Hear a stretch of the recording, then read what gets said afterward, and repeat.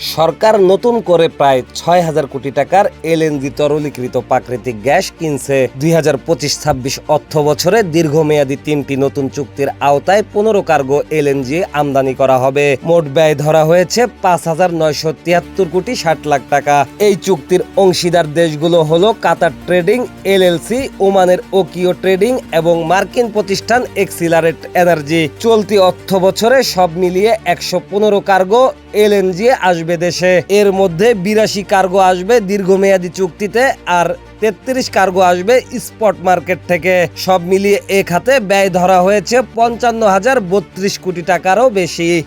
জানা গেছে কাতার থেকে আনা প্রতিটি কার্গোর গ্যাসের দাম পড়বে প্রতি MMBTU ৯.৮৬ মার্কিন ডলার, ওমান থেকে ১০.৪৪ ডলার আর মার্কিন এক্সিলারেট এনার্জি থেকে ১০.২৪ ডলার হারে কেনা হচ্ছে এলএনজি। এই তিনটি চুক্তির মধ্যে কাতার ও ওমানের সঙ্গে রয়েছে দীর্ঘমেয়াদী সরবরাহ ব্যবস্থা। তুলনামূলক কম দামে সরবরাহ পাওয়ায় সরকার এই দুই দেশের সঙ্গে এলএনজি আমদানি আরও বাড়িয়েছে।